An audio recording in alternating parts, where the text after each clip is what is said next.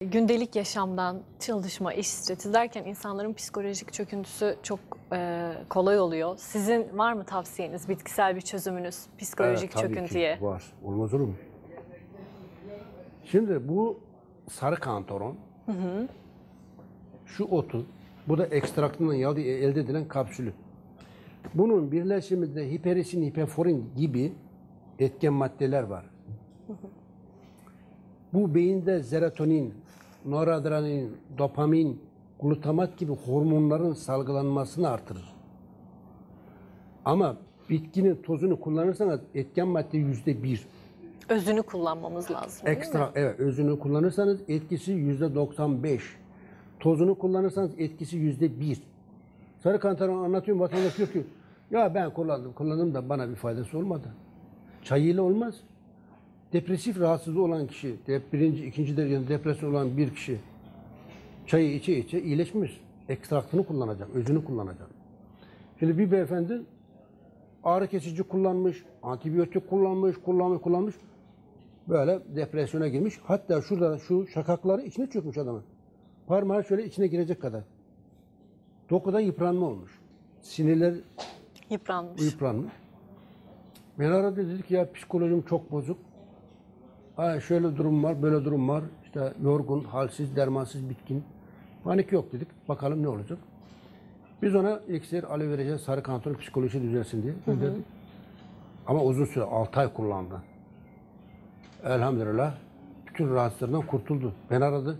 Çok şükür çok iyiyim.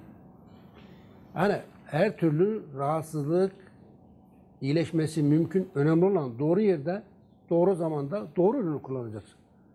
Şimdi sarı kantaron depresyona karşı, üzüntü, sıkıntı, anksiyete, panik atağa karşı kullanılır. Ama siz bunu kalkıp da başka bir şey için kullanırsanız bir anlamı olmaz. Telefon numarası gibi. Doğru numarayı çevirmedikçe hat düşmez. Hastalıkları da doğru bitkiyi kullanmadıkça iyileşme olmaz. Her hastalıkta bu böyledir. Bir beyefendi geldi bana, oturdu. Oturur oturmaz başladı ağlamaya. Niye ağlıyorsun dedim. Ben ağlamayayım, kim ağlasın? Dedim, ben bilmiyorum niye ağladığını. Bana söyle ki belki yardımcı olabilirim, yani bilmiyorum. Söyleyemem. Söylemesin niye geldin buraya dedim ya. Ya söyleyeceksin veya gideceksin. Yani ben medyum değilim. Nereden bileyim sen dedim, niye ağladın? Hanım beni evden kovdu dedi. Niye kovuyor? Kız kardeşimden farkın kalmadı demiş. Niye kalmadı dedim. Hormonları sıfır, bitmiş. Cinsel olarak testis. Niye? Antidepresan kullanmış. Antidepresanı şimdi Türkiye'de millet nasıl kullanıyor? Leblebe gibi her gün. Evet. Şu ismini vermeyeceğim. Antidepresanları kullanıyorlar. Beyin gidiyor. Sinir sistemi çöküyor. Refleksler böbrekler bitiyor. gidiyor. Karaciğer gidiyor. Bağırsak gidiyor. Hormon dengeleri bozuluyor. Obezite başlıyor. Birden ne oluyor? Adamın cinselliği bitiyor. Cinsel hayatı bitiyor. O çok önemli. Hanım demiş ki ya sende bir şey yok artık, güle güle. Gelmiş doktoruna gitmiş. Doktoruna gittin mi? Gittim. Ne dedi doktorun? Doktoru demiş ki bana danışmadın ki ben ne yapayım? Yani kendin ettin, kendin buldun demiş. Panik yok dedim. Biz ona da her şeye çözüm var. Buna da çözümümüz var dedim.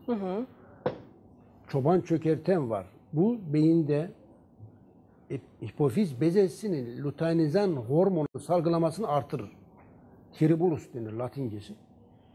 Sarı kantaron, tribulus, iksir, aloe vera gel kullandı. Yavaş yavaş kendine geldi, normallaştı. Yani her türlü rahatsızlığa karşı özel ve güzel şeyler var. Yeter ki kullanmayın. Evet, ya doğru şeyi kullanmak gerekir.